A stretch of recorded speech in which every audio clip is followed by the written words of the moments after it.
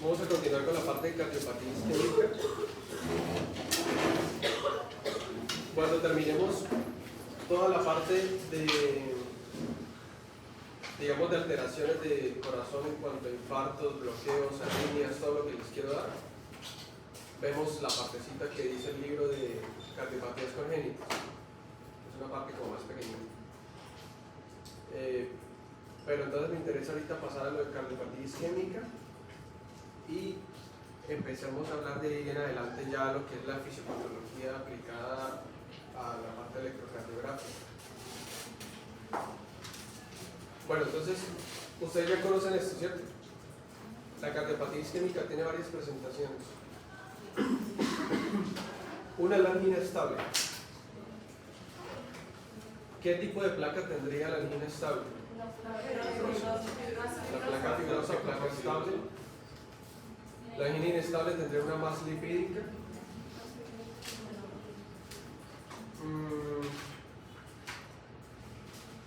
Una angina inestable que, digamos, perdura en el tiempo, son un paciente que tiene 30 minutos de dolor con una angina inestable, está en reposo y nada que mejore. Esa angina inestable se puede convertir en un infarto, ¿no? Dependiendo de las horas, del tiempo, perdón. Entonces, la presentación que le sigue es el infarto, como tal, hablando de infarto agudo de miocardio, que puede ser con supradesnivel del ST o con infradesnivel del ST, y ustedes ya saben que cada uno tiene un tratamiento diferente. O la cardiopatía isquémica se puede presentar como una muerte súbita cardíaca. Esa muerte súbita cardíaca generalmente es desencadenada, o sea, hay un infarto o una isquemia que termina desencadenando, casi siempre es una arritmia fatal, y el corazón entra pues en un paro cardíaco. Entonces esas son las presentaciones que ustedes pueden encontrar. Esta última, sobre todo, a veces la ignoramos mucho porque estamos acostumbrados a que el paciente que llega de pronto tiene la clínica típica del dolor torácico, ¿sí? La náusea, la sudoración, el vómito, y muchos pacientes que, digamos, sufren un infarto, algunos pacientes pueden llegar así. Paciente que, digamos, estaba en sus labores, tiene marcador de riesgo cardiovascular, y el paciente súbitamente se desmaya, y cuando ahora mirarlo, ¿no? Ya toca reanimarlo, y cuando los familiares lo llevan a urgencias, pues ya tiene de pronto 10 minutos, 15 minutos en paro, y ustedes saben que entre más tiempo lleva un paro cardíaco, más difícil es de sacar, ¿cierto? Y si lo sacan, normalmente tiene secuelas neurológicas, puede quedar con secuelas neurológicas. Entonces muchos pacientes pueden llegar a eso.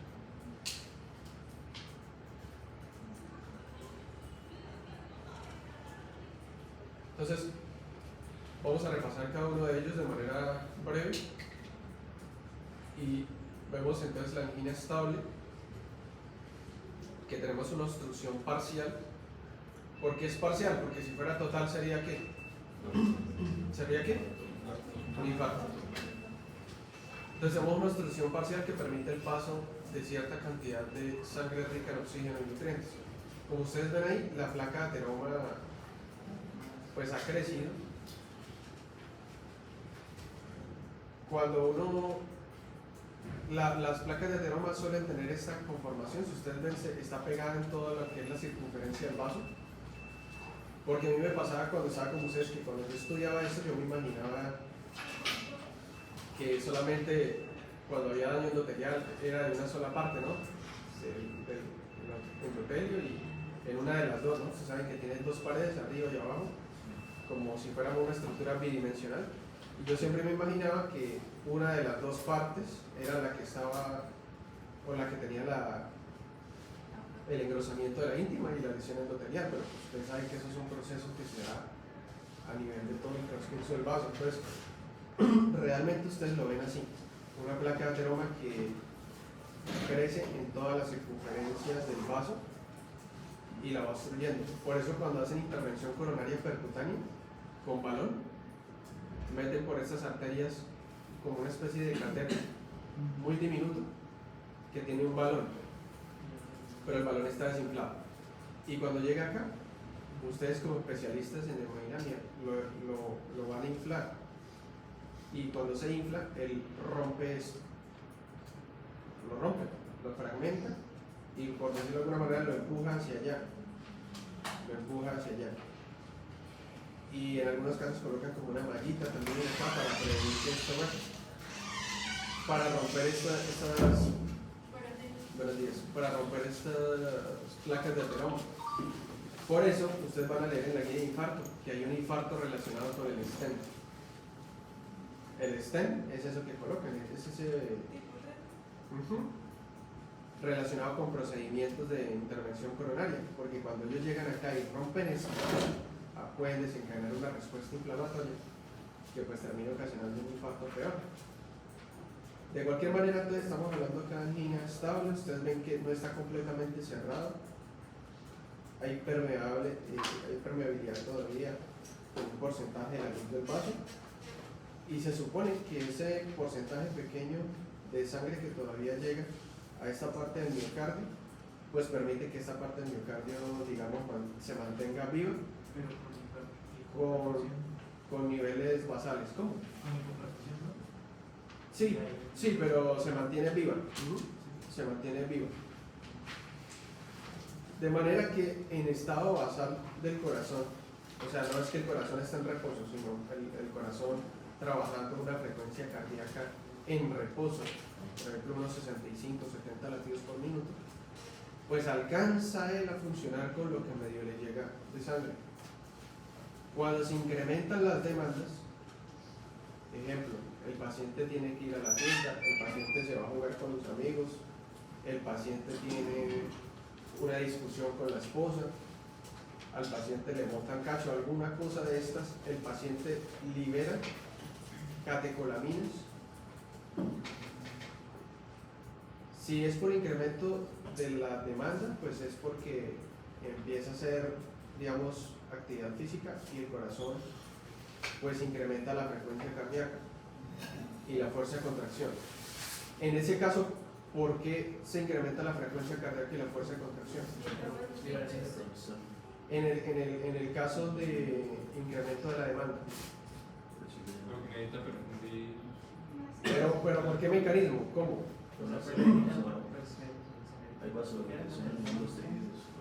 No, hipertrofia no.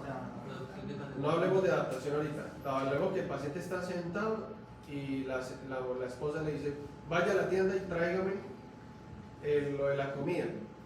Y él se para y empieza a caminar. Cuando él se para y empieza a caminar, la frecuencia cardíaca tiene que aumentar. ¿Por qué incrementa la frecuencia cardíaca? ¿Cómo? ¿Bajo qué mecanismo? Una, pues cuando hay ejercicio o actividad hay cierta liberación de catecolaminas, pero no me explica del todo por qué. Los tejidos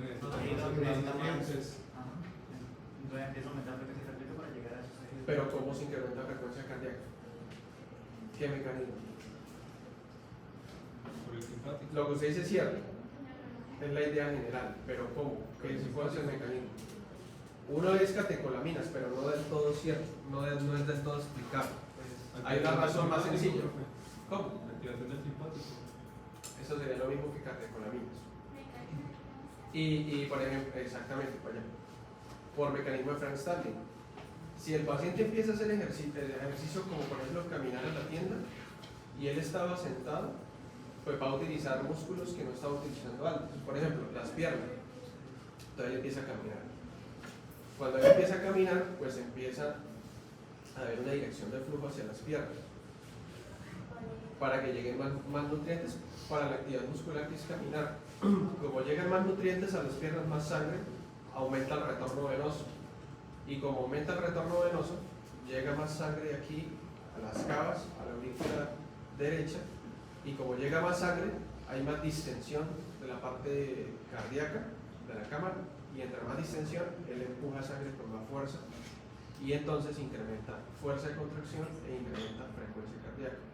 Ese es el mecanismo de por qué cuando usted empieza a hacer ejercicio, inmediatamente empieza a aumentar la frecuencia cardíaca. Porque un paciente, usted puede quitarle, de hecho Gayton tiene por ahí en alguna parte algo sobre eso, experimental, que le cortan el estímulo simpático y aún así, bueno, hay una caída brutal de la frecuencia cardíaca, pero aún así el corazón puede adaptarse un poco la frecuencia cardíaca a sus necesidades. Entonces las catecolaminas explican eso, pero en parte. O sea, también está el mecanismo de Frank Starling, que de hecho sería como el primero que empieza a actuar. Ya cuando la actividad sea demasiado intensa, pues habría gran liberación de catecolaminas. Eso sería entonces por incremento de las demandas. Ahora, por incremento de la demanda en cuanto al ejercicio. Ahora, el paciente está en reposo y recibe una mala noticia. Entonces, el paciente que algún hijo se le accidentó o bueno, alguna cosa. Entonces, digamos, está en un estado basal y acá ya entra, si recuerdan, la fisiología de la parte de la presión arterial y el centro vasomotor. El centro vasomotor queda a nivel del bulbo raquídeo y el centro vasomotor es el que controla la presión arterial con la parte de vasoreceptores. Entonces, estos pacientes, ¿qué sucede? Normalmente el centro vasomotor está ubicado en el bulbo raquídeo, o sea, es autónomo, o sea, usted no lo puede controlar a voluntad, y ese centro se comunica con varias partes del sistema nervioso central, entre ellos con la parte del sistema límbico y emociones. Entonces, cuando hay emociones fuertes, emociones muy intensas, se comunican con el centro vasomotor, y el centro vasomotor lo que hace es que activa el simpático. El simpático, por medio de la noradrenalina, hace vasoconstricción y potencia el centro, inhibe el cardioinhibidor, ¿sí?, que es el parasimpático, y potencia la parte cardioestimuladora. Entonces, con malas noticias, con emociones muy fuertes, con miedo intenso, hay gran liberación de catecolaminas y el paciente pues incrementa la frecuencia cardíaca y la fuerza de contracción, y no solo eso, sino que también hace vasoconstricción. Entonces, imagínense, empeora la perfusión y aumenta la demanda. Entonces esos pacientes son que estaban tranquilos y les llegan a ustedes y lo traen los hijos y dicen, no, él estaba tranquilo y se enteró que mi hermano se cayó por allá en la moto, no le pasó nada, pero él recibió la noticia y empezó a sentirse mal y con dolor, y usted le toma el electro y sí, el man está haciendo un supra del nivel del ST, o sea, está haciendo ya un infarto como tal. Y entonces, bueno, la angina estable es eso, incrementan las demandas, empieza el dolor, ¿sí? Si el estímulo persiste, por ejemplo, la liberación de catecolaminas, la actividad física, el paciente pues se puede infartar por desbalance, ¿no? Pero si el paciente reposa, ya es un paciente que ha tenido antecedentes de infarto, entonces él ya sabe que él toma aspirina, algunos toman nitratos, pero los nitratos ya casi no se usan. Entonces él ya sabe que cuando se toma su aspirina, cuando se toma su nitroglicerina, cuando reposa, el dolor desaparece. Entonces esto conforma la angina estable. Y el paciente literal se lo dice así: yo empiezo con el dolor, yo me siento, me tomo la aspirina, tomo agüita, me calmo y el dolor ya pasa. Entonces esa es la angina estable. Y así como sucede acá, sucede a nivel periférico, hablando por ejemplo de extremidades. Casi siempre en miembros inferiores, lo que se conforma como una ¿qué? Claudicación intermitente. Listo. Y ahí ya van aprendiendo términos para semiología. Entonces, en la angina inestable ya hay como tal un bloqueo franco del flujo sanguíneo, que normalmente puede ser por alguna rotura de alguna placa o algún evento inflamatorio a nivel de alguna placa que termina obstruyendo la totalidad de la luz, o si no es total, deja una obstrucción casi completa, por ejemplo un 90-95, de manera súbita, y el paciente intenta realizar las maniobras que hacía antes para aliviar el dolor y ya no le funciona. ¿Por qué no le funciona?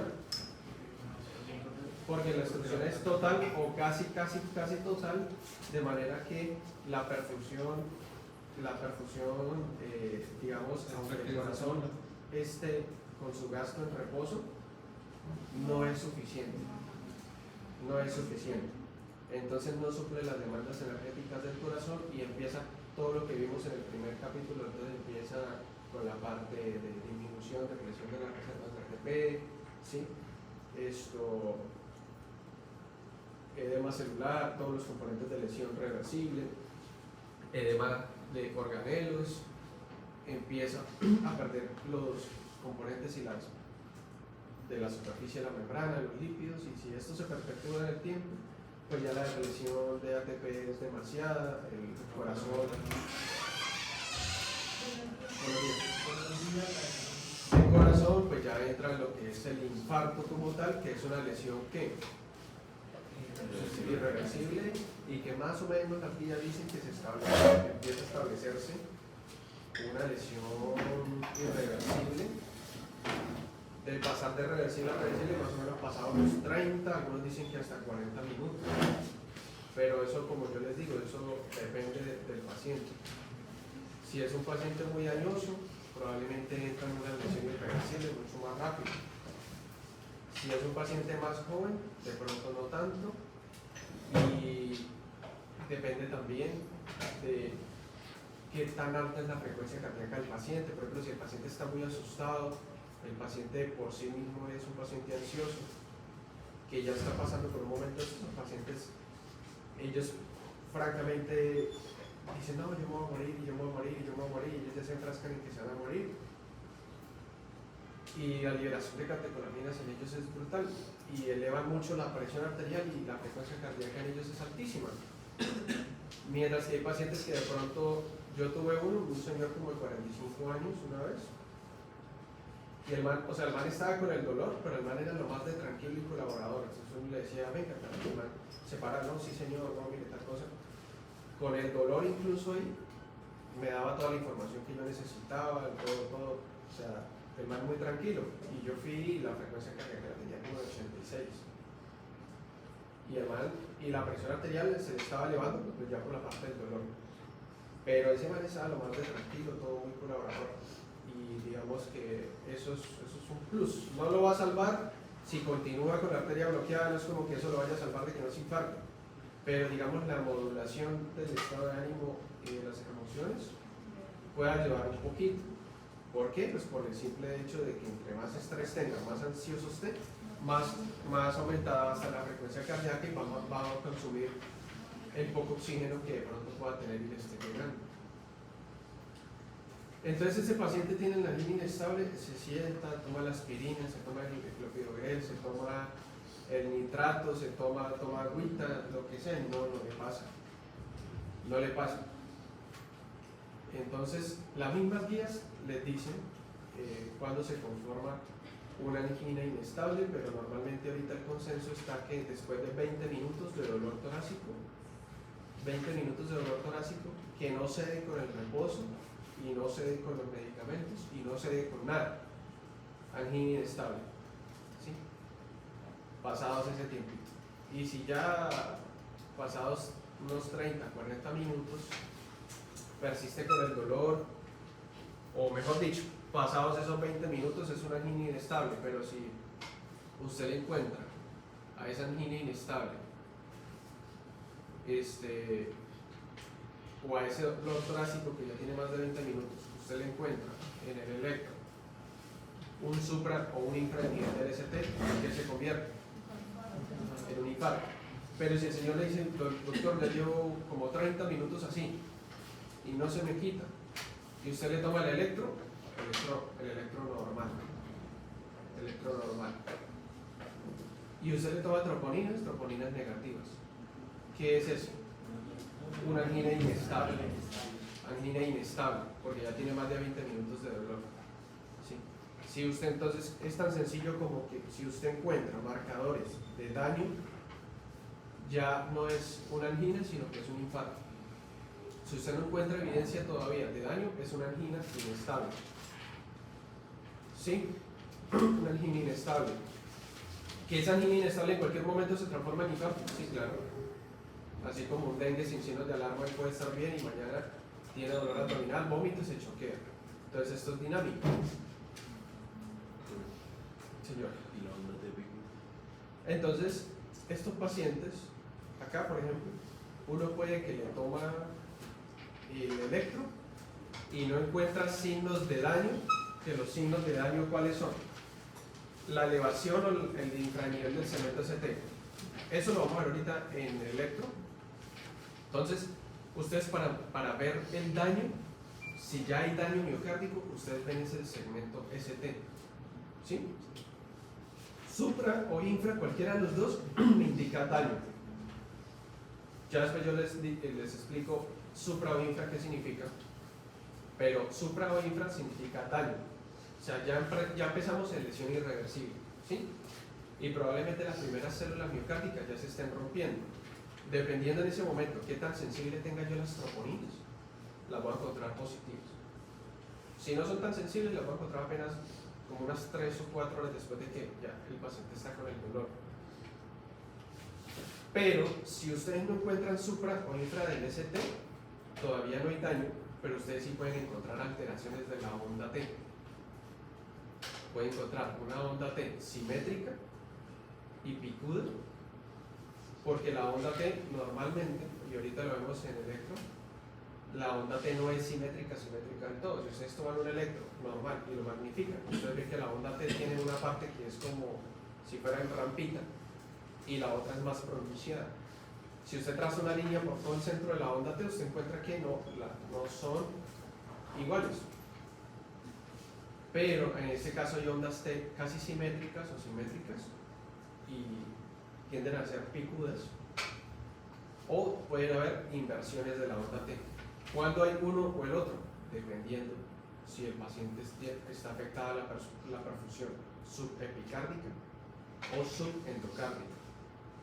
Y eso lo vamos a ver también en el electro, y es cuando se empiezan a complicar las cosas. Finalmente, usted a este paciente le puede hacer el electro y usted le encuentra o normal, o le puede encontrar alteraciones de la onda T, que me dicen que lo único es que el paciente tiene una isquemia. Todavía, porque todavía no me muestra ni supra ni infra. Entonces me dice, el paciente está en isquemia, todavía no ha hecho daño miocárdico. Más razón para actuar ahorita. Yo lo dejo reposando mientras, porque yo estoy en el puesto de salud de la Y Astilleros, y mientras el van de la ambulancia va a prender la ambulancia no prende, no, que la ambulancia no le echaron gasolina anoche, van por la gasolina, trae la gasolina, mientras tenemos al paciente en sala de espera, usted le inicia pues la parte puede ir iniciando la parte del manejo que nosotros vimos. Puede ir en este momento, puede ir dándole de pronto la aspirinita, el clopidogrel, puede, si está desaturado, puede ir colocándole oxígeno, puede, entonces lo está mirando y usted tiene el paciente 10-15 minutos en sala de espera mientras prende la ambulancia.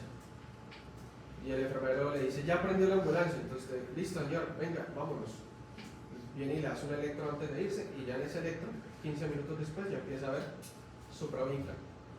Ya se conformó el infarto agudo del miocardio. ¿Sí? Tan dinámico como eso. Por eso los pacientes dicen que cuando tiene la clínica de infarto, o una clínica de que tiene una isquemia miocárdica, ¿sí?, que es el dolor torácico, el vómito, el dolor irradiado a cuello, mandíbula, miembro inferior izquierdo o derecho, región supraclavicular, todo eso que le haga pensar que el paciente está con un infarto, y usted le toma un electro y el electro sale normal, a usted le dicen no lo mande para la casa.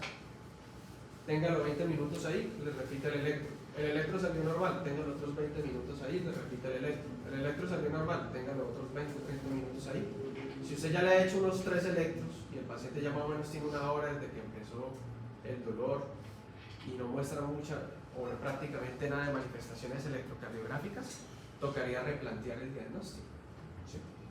Si tiene troponina, si ya ha pasado una hora casi, usted tiene 3 electros normales, tómele troponinas a ver si de pronto puede que de pronto troponina salga y al electro de pronto no hay mayor cosa que muy rara vez pasa.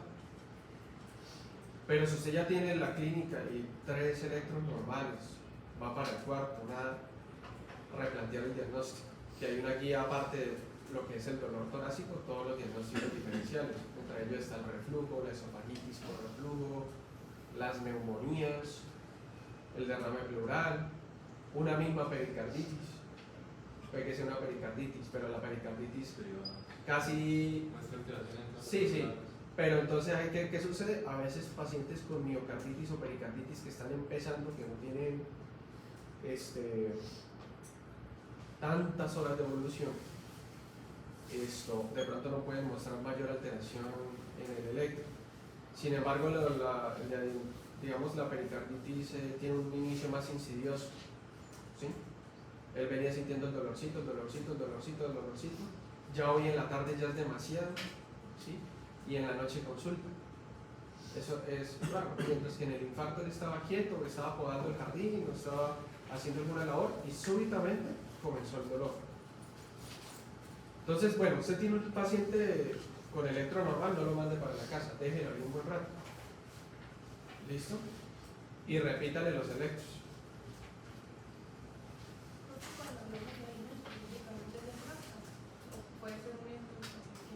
¿Cómo? Si es angina estable, necesariamente es placa. Si es angina inestable, puede ser que la placa está en otro lado, se fragmentó y se aloja en las coronarias y desencadenan un proceso inflamatorio y de coagulación que tapa. O también puede ser un coágulo, por ejemplo, hay uno de los grupos que me envió un caso como ese, algo así que es un trombo, que fue lo que es que ayer leí varios. Creo que era un paciente que genera un trombo y el trombo viaja y tapa una parte arterial, no me acuerdo en dónde era. El que tenga el caso me dice, y el paciente tiene daño endotelial, creo que como que diabetes, una vaina así. Bueno, entonces puede ser por ese mecanismo, puede ser que el paciente tiene una fibrilación auricular, tiene alguna condición que predispone a la formación de trombo, y ese trombo viaja por la parte arterial y se puede alojar en cualquier sitio, entre esas las coronarias. Ese puede ser la otra. O en la angina inestable también puede suceder en usuarios de drogas que se pasan de maracas con los estimulantes y entonces ellos hacen una vasoconstricción coronaria intensa y los maricas se infartan por desbalance oxígeno, actividad cardíaca, porque esos estimulantes pues aumentan frecuencia cardíaca, si los ponen re locos y esos estimulantes muchos de ellos hacen vasoconstricción coronaria. Entonces es una vasoconstricción coronaria intensa que no permite el paso de... Entonces ellos pueden hacer angina inestable y pasar a infarto. La angina de Prinzmetal normalmente se conforma una angina porque no hay daño en miocardio y es en algunos pacientes que son algunos pacientes, por ejemplo, ansiosos o por estrés o a veces el frío. La angina Prinzmetal se presenta mucho en países fríos, por ejemplo Canadá y por ejemplo en invierno en Estados Unidos. Son pacientes que, por ejemplo, van caminando por la calle y se infartan y los encuentran tirados en la acera, o empiezan con dolor torácico y los llevan a las clínicas y tienen una clínica muy parecida a esta y resulta que por el frío hacen vasoconstricción coronaria así como la del Raynaud hacen en las manos. Ellos hacen a nivel coronario y empiezan la angina. Si él se sigue exponiendo a esos factores como el frío, ¿sí? Lo que esté ocasionando, se puede conformar ya un infarto. ¿Sí? En la angina, el PRIS beta, por X o Y razón, vasoconstricción coronaria refleja. Que si yo lo pongo en reposo, lo caliento, le pongo, se pasa. ¿Sí? Pasa. Eso sería la angina. Por eso se llama angina de PRIS beta. Si eso continúa, ya se deja llamar angina PRIS beta y se conforma un infarto. Un infarto en este caso por desbalances, ese sería tipo 2, si no estoy mal, tipo 2, por desbalance oxígeno-demanda, ¿sí? Eso.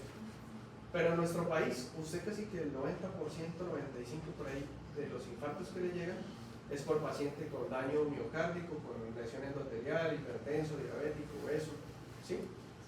Eso es lo que, ese es digamos el que les va a llegar más frecuente. Pero no descarten que sea un paciente joven, que usted le ve clínica de infarto y usted dice, pero tan raro este man, no es diabético, no, nada, no tiene factores de riesgo, no, eso seguramente no es un infarto.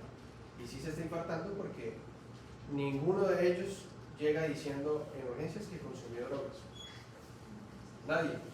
Así como las mujeres cuando están embarazadas llegan con los papás allá y ay no, esto. No, pero yo embarazada, doctor, yo nunca he tenido relaciones. No, entonces, el Espíritu Santo. Y tienen 5 o 6 semanas de embarazo y usted les puede mostrar, puede ocultar la ecografía ahí con la implantación y que no, y la niegan y no. Y hay mamás que le dicen, ay doctor, ¿será que pronto porque se bañó en piscina? ¿O será porque no será un milagro de mi Dios? No, eso no existe.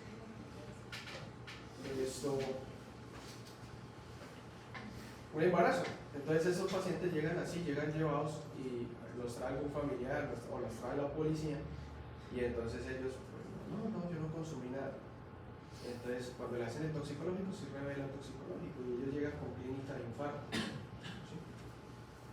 Ahí pues ya el tratamiento es diferente más de la parte de toxicología, que usted lo va a ver el otro semestre con el doctor Rincón, que él es toxicólogo y él sabe muchísimo más que yo de eso, pero pues ya se trata la parte toxicológica específica para disminuir un poco y se mira si se le dan de pronto betabloqueadores para bajarle el ritmo cardíaco, pero al mismo tiempo hay que mirar que el betabloqueador no haga sinergia de pronto con lo que haya consumido, ponerle líquido para que barra eso que se inyectó o se tomó, para que los riñones lo filtren más rápido y bueno, y esto es. Pero lo que les va a llegar más frecuente es el paciente con placa de ateroma. ¿Listo? Bueno, y entonces ya en el corazón infartado, pues entonces usted dice, usted como médico del puesto de salud dice, ya tengo este mal con 40 minutos de dolor, en el último electro hace 20 minutos tenía alteraciones de la onda T y estoy esperando que el hospital de la Muñoz me acepte la referencia, la remisión. Lo llaman del MEOR y dice, sí doctor, listo, tráigalo. Usted le toma un electrocontrol ahí y ya usted encuentra que el paciente tiene o supranivel del ST o infranivel del ST. Entonces ya estamos ya pasando de una lesión reversible a una franca ya lesión miocárdica irreversible y ya probablemente están empezando las primeras células miocárdicas a perderse, a romperse. ¿Sí? Y ya ahorita, más o menos en una hora, si le tomamos las primeras troponinas, de pronto ya empezamos a encontrar las troponinas detectadas. Entonces ese paciente ya, yo digo, se está infartando y las guías dicen, si usted tiene un paciente con supra del ST, el supranivel del ST, que implica que hay una obstrucción total de la coronaria que está implicada. En este caso, ¿cuál están mostrando? La descendente anterior. ¿Sí o no? Fíjense para anatomía. Descendente anterior. Más para allá, a la derecha de nosotros, pero a la izquierda de ese corazón, ¿quién estaría? Circunflejo. ¿Que estaría irrigando cuál cara? Cara lateral alta, que está representada por quién? D1 y ABL. ¿Y la descendente anterior a quién estaría irrigando? B1, B2, B3, B4 y algo de B5, B6, cara lateral baja. O sea, la descendiente anterior proporciona irrigación bastante a la parte anterior. De la circunfleja, bueno, de la circunfleja les voy a decir algo. La circunfleja como tal que irriga la parte alta, pero de la circunfleja sale una ramita para irrigar la parte baja también. Entonces ella sobre todo le va a dar irrigación a B5 y B6. ¿Sí? Descendiente anterior, la verdad, más que todo B1, B2, B3 y B4. Y coronaria derecha, entonces sería sobre todo la parte derecha del corazón, que está representado sobre todo por el ventrículo derecho, y digamos que el ventrículo derecho tiene una posición más inferior respecto a la izquierda, ¿no? El corazón realmente tiene esta conformación: ventrículo derecho acá, ventrículo izquierdo acá. Entonces la cara inferior del corazón está representada sobre todo por la parte ventricular derecha. Entonces tenemos D2, D3 y ABF. Coronaria derecha me representa la parte inferior, irrigación de la parte inferior, electrocardiográficamente representadas por esas derivadas. Hay otras ramas que la posterior no sé qué, pero digamos que por esas tres, porque es que hay pacientes que tienen variaciones anatómicas, ya nosotros no podemos prever eso, ¿sí? Pero electrocardiográficamente podemos suponer cuál de esos tres grandes territorios arteriales están comprometidos, y eso es lo que yo quiero que ustedes aprendan. En ese caso, ¿cuál está comprometida ahí?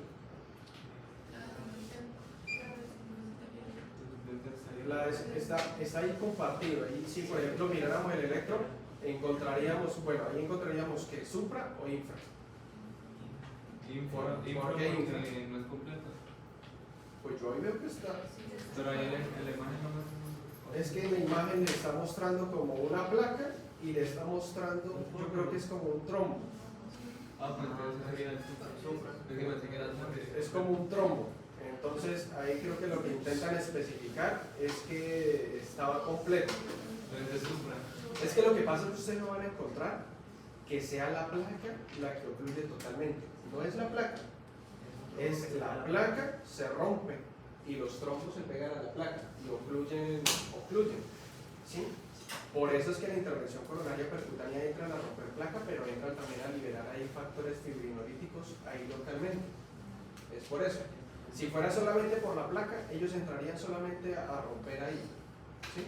Pero ellos entran primero, el paciente infartado, ellos entran ahí, disuelven, y luego ya que queda la placa solita, ellos intentan fragmentar la placa para aumentar esa perfusión. Porque haya supraventra no depende de si es supraendocardio. Pero ya vamos para allá. Entonces, lo que quiero que se aprendan ahorita es que es cuando tenemos un supra de nivel del ST, tenemos una obstrucción completa. ¿Obstrucción completa de quién? De la arteria que está irrigando ese territorio.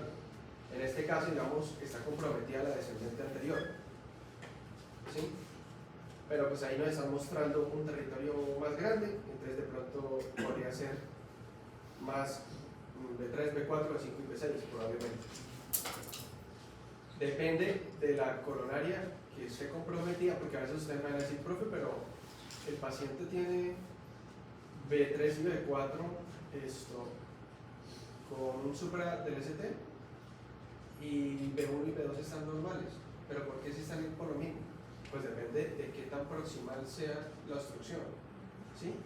Si está bien arriba, pues se compromete en un territorio más grande, pero si está de pronto más abajo, porque ella emite una ramita para el septo, si de pronto la obstrucción está más abajo de cuando emite la rama para el septo, pues el septo está perfundido y la obstrucción viene de ahí para abajo. Entonces, usted siempre tiene que jugar con lo que está ahí, qué tan proximal puede estar comprometido. Acuérdense que la descendente anterior y circunfleja vienen de la coronaria izquierda. Entonces, si usted encuentra, por ejemplo, en el electro B1, B2, B3, B4, B5 y B6, pues usted dice, pues puta, seguramente está obstruido es la coronaria izquierda bien arriba. Si usted ya encuentra unas u otras, usted dice, bueno, la obstrucción no tiene que ser tan proximal, ¿sí? Algunas áreas probablemente estén bien perfundidas. Y también depende de las colaterales del paciente, porque hay pacientes que tienen variaciones anatómicas que cambian un poquito esto. Entonces, apréndanse, métanse en la cabeza: infarto con supra, obstrucción completa. Obstrucción completa. El corazón tiene dos principales, digamos, no compartimientos, sino unas divisiones que hacemos al músculo cardíaco. El subendocardio, que es como la parte del miocardio, la parte del músculo cardíaco más interno, y el subepicardio, que vendría siendo la parte muscular más externa, que es la parte muscular por donde penetran todas las arterias que estamos viendo. Entonces, normalmente el subepicardio está mejor irrigado que el subendocardio. Partimos de ahí, ¿sí? ¿Por qué? Pues porque al subepicardio es al primero que le están llegando las arterias. Entonces él empieza a alimentarse, tan pronto las arterias empiezan a perforar el músculo cardíaco, él empieza a aprovecharse de esa sangre. Y al subendocardio le llega lo que queda. Lo que queda de lo que dejó el subepicardio. Sí, entonces ustedes van a encontrar que dicen en algunos libros que el subendocardio está en una isquemia fisiológica. ¿Qué significa isquemia fisiológica? Es como una manera de decirles: él está en una condición de menor oxígeno y nutrientes que el subepicardio. Es lo normal y él trabaja de esa manera. Otra cosa que contribuye a que haya una isquemia que haya una isquemia fisiológica es que en el subendocardio se da la contracción más fuerte, porque es el que está en contacto con las cavidades. Entonces, en sístole, él no se aprovecha de la sangre, sino que él se alimenta en diástole. ¿Sí? Entonces él tiene que esperar a cada diástole para nutrirse, mientras que el subepicardio pues tiene músculo, pero no está con la misma, digamos, magnitud de contracción que el subendocardio. Entonces el subepicardio prácticamente siempre está recibiendo irrigación. Eso nos va a alterar entonces lo que es la parte del infarto, porque entonces usted ahora tiene que pensar, cuando tiene un infarto, ¿qué parte muscular se está infartando? Si el subepicardio o el subendocardio. Entonces nosotros decimos que el paciente tiene una obstrucción completa cuando se está infartando el subepicardio y las dos. Profe, pero yo no creo que me acuerdo que en fisiología usted dijo que había un bloqueo de la parte superficárdica, desde el principio de la superficárdica, también comprometía la subendocárdica. Sí, por eso. La perfusión del músculo cerebro. Ajá. Sí, es lo que estamos diciendo acá, que cuando tenemos un infarto con supra, es una obstrucción completa. Entonces, si nosotros tenemos una obstrucción completa, ahí sufre todo el mundo. Subepicardio y subendocardio. Porque el subepicardio puede estar todo lo bien perfundido que quiera, pero si usted le bloquea la arteria, pues lo pone a perder. Entonces, en el infarto con supra uno dice que el paciente tiene una obstrucción completa y entonces el paciente está sufriendo tanto el subendocardio como el subepicardio y se conforma lo que también se conoce como un infarto transmural. O sea, un infarto de todo el muro o la pared del corazón. Al infarto con supra, por eso se le corre o sea, a los dos tipos de infartos se les corre, pero en el infarto con supra uno siempre pues, puede pensar que tiende a tener un peor pronóstico, porque la cantidad de miocardio que se compromete es mayor. Ahora usted le suma el territorio arterial que se está comprometiendo y las derivadas que se están comprometiendo. Si le muestra que es más grave, por ejemplo, si le muestra un supra de nivel del ST en D1 y ABL, así le muestra un supra de nivel del ST en D1, ABL, D5 y D6. Entonces usted dice, aparte de que es una obstrucción completa, transmural, el paciente tiene casi toda la parte izquierda, casi todo el ventrículo izquierdo comprometido. ¿Sí? Entonces el paciente, ¿qué va a hacer? Una disquinesia o una hipoquinesia del músculo, porque como se está infartando, pues no trabaja igual, no se contrae igual. Entonces, fuera de que tiene un evento de pronto trombótico que le está haciendo que el músculo se infarte, el músculo trabaja mal o trabaja menos y no tiene cómo inyectar, disminuye volumen sistólico, disminuye gasto cardíaco y disminuye la perfusión para él mismo. Y el paciente puede entrar en una inestabilidad hemodinámica. ¿Sí? Y en una insuficiencia cardíaca de contexto agudo, secundaria a un infarto de miocardio transmural que compromete casi todo el ventrículo izquierdo o todo el ventrículo izquierdo. ¿Sí ven el análisis que tienen que hacer con el paciente? Y ese paciente entonces, ¿qué se hace? Pues usted está en un pueblo, primero, apenas usted ve el primer ST, se lo lleva, se lo trae para acá. Y usted le da el primer manejo del infarto, que se le da a todos, tanto con supra como con infra, que es ¿cuál? Primero, doble antiagregación, eso es lo primerito, ¿sí? Eso es lo primerito porque el ADI tiene agregación plaquetaria porque tiene un evento inflamatorio, trombótico, de reclutamiento. ¿Cuál es la doble antiagregación plaquetaria? Aciclopridogrel le da las estatinas a la parte de estabilización de placa. Si está desaturado le pone oxígeno. Si no está desaturado no le ponen oxígeno. ¿Por qué no le ponen oxígeno? Vasoconstricción ahí, tisular y empeora. Profe, ¿al paciente le pueden dar algún vasodilatador? ¿También sigue presentando? Ya no están recomendados. Antes se le daban los nitratos, la nitroglicerina.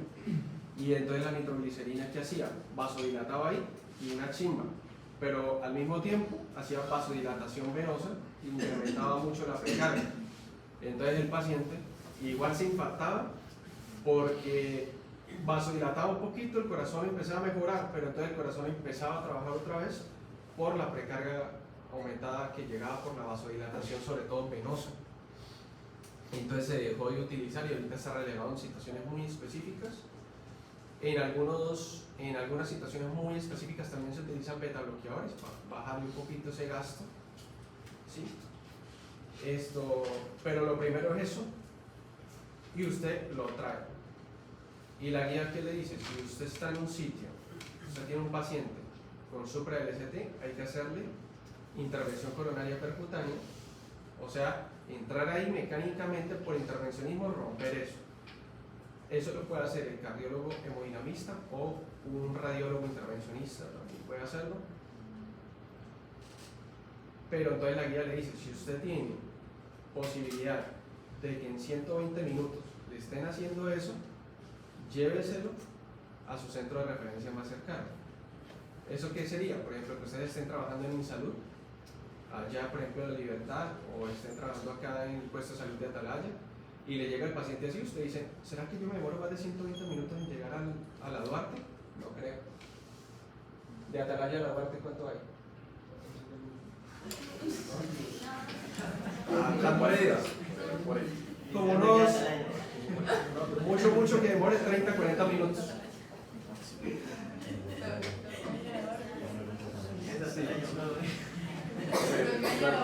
Yo soy de allá. Allá agarré calle. El puesto de salud de Atalaya, muchachos, si alguno se queda acá trabajando alguna vez, se encuentra puesto es una mierda. Allá llega, está puesto de salud de Atalaya a este lado de la autopista. Y como a unos 700 metros está el otro puesto de salud de Insalud también, que queda al otro lado de la autopista, en el barrio, esos en el Comuneros. Y entonces a este llegan apuñaleados, baleados, no sé qué puta mierda, y a este llegan diarreas, gripas. Entonces es una mierda completa. Y ahí pues ahí hay mucha muerte violenta. Y la gente también, o sea, hay pacientes muy críticos y se los llevan a ese puesto de salud, y eso es un puesto de salud de primer nivel, o sea, ahí no. Y la mayoría se terminan muriendo ahí antes de que ustedes los remitan, así que breve. No, o sea, ustedes están visto la remisión, casi siempre los llegan muertos o por la gravedad de las heridas. Pero ese puesto es una mierda. Y entonces en ese puesto, si usted le llega algo así, pues usted dice, de aquí a la Duarte, los dos quedan en Cúcuta, por pura lógica, uno va a demorar 120 minutos, ¿no? Por ahí mucho 30, 40. Entonces usted dice, pero usted tiene que contar cuánto tiempo lleva el paciente con dolor, porque si el paciente ya tiene 1 hora de dolor, pues ¿cuánto le queda a usted? Más o menos, la guía dice que 120 minutos tiene usted para empezar la intervención coronaria percutánea. Y el paciente ya tiene 1 hora, hora y media de dolor. ¿Sí? Pues entonces, ahí que dice la guía, trombolisis. ¿Trombolisis con qué? Con los inhibidores de la actividad tisular de plasminógeno que yo les enseñé. Y la guía dice a qué dosis y cómo. Ahí sería el alteplato. El que tenga. El que tenga, usted ahí justifica, dice, según la guía actual se recomienda tal, pero debido a que en el puesto de salud solo tenemos tal, decido a tal dosis, y igual lo alista y se lo lleva, porque usted no puede quedar con él ahí en el puesto de salud, se lo lleva al puesto de referencia más cercano. Si el paciente tiene 20 minutos de dolor y usted ya ve que tiene isquemia miocárdica según el patrón de isquemia miocárdica, usted también puede saber si va a ser supra o va a ser infra. Eso yo se lo enseño también. Entonces, si este man va a ser supra, sí, definitivamente hace supra, tengo 30 minutos, me lo llevo. Se lo llevo. Pero si usted está en un pueblo lejos, usted que el paciente usted va a demorar más de 2 horas en traerlo, usted le inicia trombolisis. ¿Listo? Y si es un infarto con infra,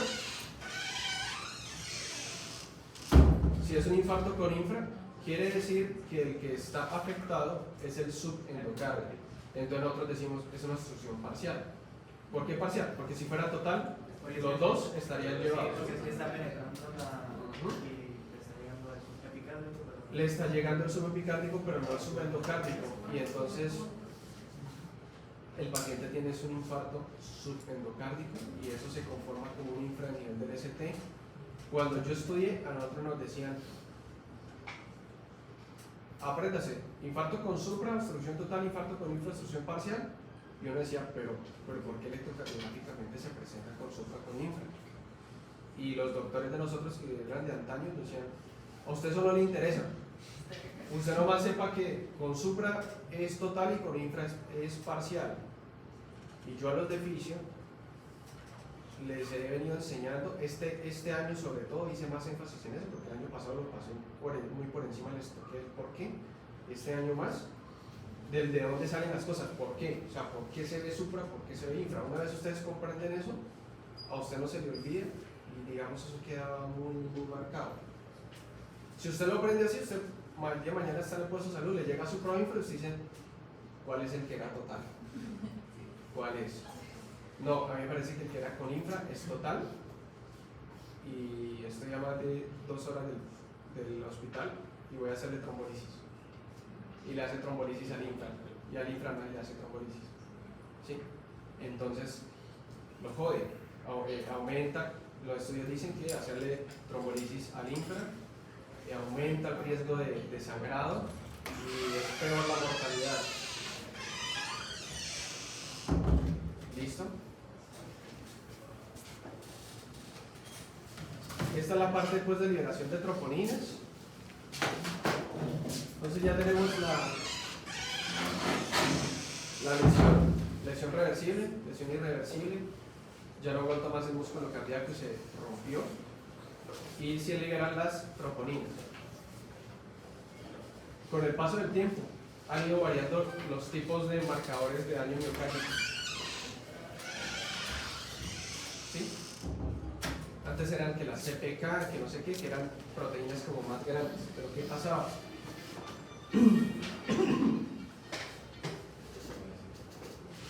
¿Ese ahí qué? ¿Cómo? ¿Aló? Hola, pa. Sí, señora, la Mocho Pego.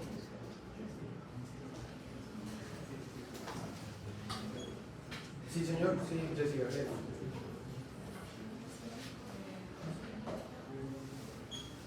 Ella se arranca desde las 7, pa.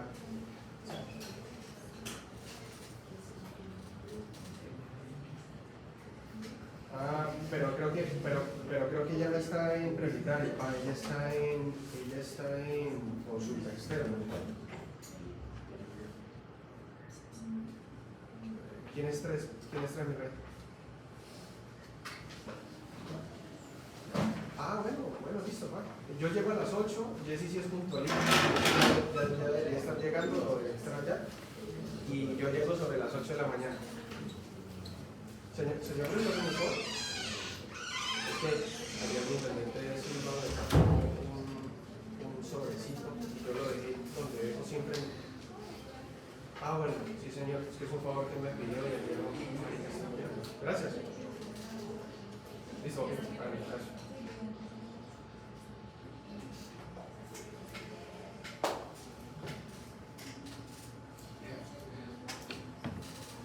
Entonces, muchachos, antes, en la historia de la medicina, ustedes van a ver que se medían que unas que se llaman la mioglobina, la CPK-MB, la CPK, ¿sí? Se dejaron de medir, ¿por qué? Resulta que esas proteínas son más grandes. Entonces, ellas se ponían muy positivas cuando usted ya tenía una necrosis miocárdica, la berraca, que las células se habían roto completamente. Y esas proteínas grandes podían salir de la célula. Pero con el paso del tiempo se crearon exámenes para detectar proteínas cada vez más pequeñas, y si usted compara, por ejemplo, el tamaño de una molécula de miosina con el tamaño de una troponina, pues usted va a ver que la troponina es 1000 veces más pequeña, ¿sí? Porque acuérdese que la troponina es la que se pega sobre los filamentos de tropopmiosina y que ella está conformando un completo.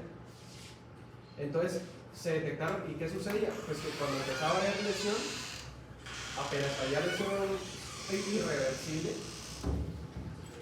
y se empezaban a perder pequeños componentes de la membrana y había porosidad, incluso antes de que la célula estuviera completamente necrótica, ya se empezaron a liberar esto y usted puede detectar cada vez más temprano la lesión miocárdica.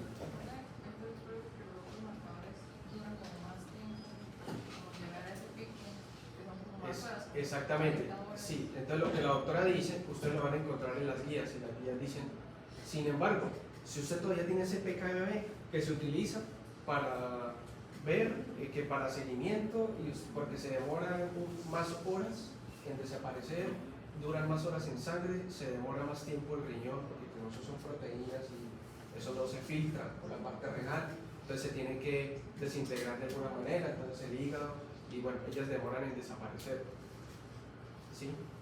Las troponinas sí tienen un metabolismo un poquito más rápido. Entonces, de forma aguda, temprana, las troponinas. Ahorita ya casi en cualquier puesto de salud hay troponinas, así sean de baja sensibilidad, que más o menos una hora y 20 después del infarto usted ya lo encuentra positivo, ¿sí?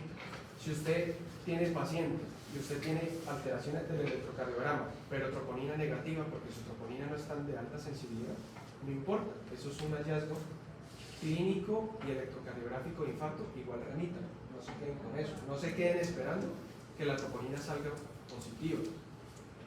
Y de aquí a allá ustedes van a tener amigos, doctores, van a tener profesores que ustedes les pueden escribir, les pueden llamar para solucionar las dudas, ustedes no tienen por qué estar solos. Y bueno, ya, entonces, ¿qué es lo que sucede ahorita? Que cada vez más los casos de angina inestable están reduciéndose y se están dejando como infartos. ¿Por qué? Porque antes le decían, no, pues se está detectando incluso primero con algunos exámenes ultrasensibles, se está detectando incluso primero la liberación de la troponina antes que los mismos hallazgos electrocardiográficos. Entonces, con la troponina elevada usted dice, marcador de daño miocárdico, eso ya no es una angina inestable. Y entonces en muchos centros de tercer nivel y cuarto nivel, pues tienen esas ayudas, ¿no? Nosotros, por ejemplo, primer nivel o en pueblos o eso, pues tenemos la troponina que baja media sensibilidad. Pero usted tiene el electro, y el electro sí en cualquier cosa de salud tiene que ver electro, ¿sí? En cualquier. Profe, que el electro se dañó. Ah, amigo, con la pura sospecha clínica, entonces usar la mitad. Pero usted justifica siempre y es que no hay electro en el puesto de salud. Listo. ¿Claros hasta ahí infarto? ¿Se sienten mejor en la parte isquémica, coronaria, todo eso?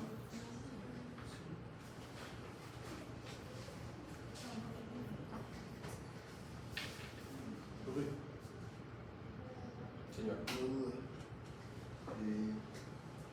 Pues mientras estábamos hablando de que en la presentación clínica de la citodistribución de la derecha casi no hay y la parte sintomatológica si es solo de derecho, si es solo de derecho.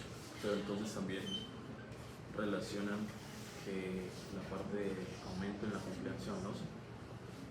Me genera edema a nivel pulmonar y pues como hay tanta congestión venosa con insuficiencia cardíaca derecha. Sí, pues hay congestión venosa, pero sobre todo de venas periféricas. Porque si usted se pone a mirar, como el problema es que la sangre está retenida de corazón derecho hacia atrás, entonces no están permitiendo mucho paso de corazón derecho hacia adelante. Y de corazón derecho hacia adelante, ¿quién queda? Arteria pulmonar y pulmón. Entonces ahí la cosa es que realmente en esos pacientes se encuentra una hipoperfusión a nivel de pulmonar, porque no permite paso.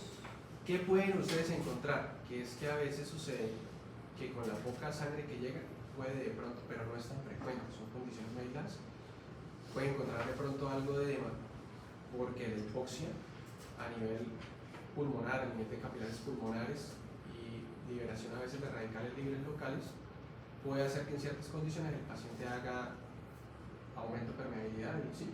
Haga como una especie de inflamación a nivel de la parte pulmonar, en capilares y todo eso, pero no es frecuente. O sea, lo frecuente es que usted si encuentra un paciente con insuficiencia del lado derecho, no encuentre prácticamente nada de manifestaciones pulmonares.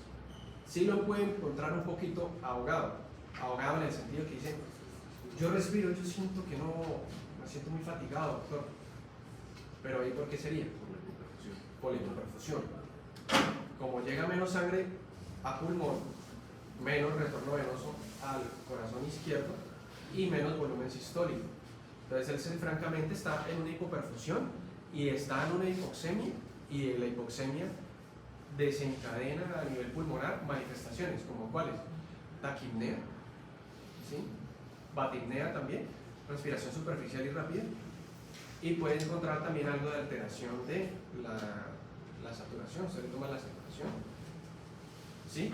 Pero usted lo ausculta y usted no le encuentra edema pulmonar, ni le encuentra líquido, ni estertores, ni nada de esa vaina.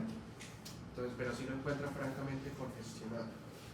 Yo ahorita anoche estaba revisando unas presentaciones y resulta que cuando yo estudiaba la medicina cambia tanto que cuando yo vi medicina interna, de hecho yo perdí un quiz por eso.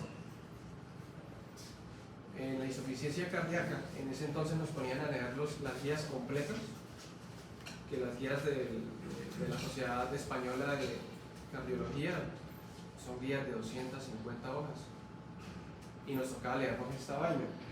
Y esta en la guía de insuficiencia cardíaca, antes clasificaba la insuficiencia cardíaca aguda, o sea, no la crónica, no el paciente que está en el consultorio, que viene a control, sino la aguda, o sea, el que llega a urgencias, y la clasificaban así. Esta clasificación se llamaba clasificación de Stevenson.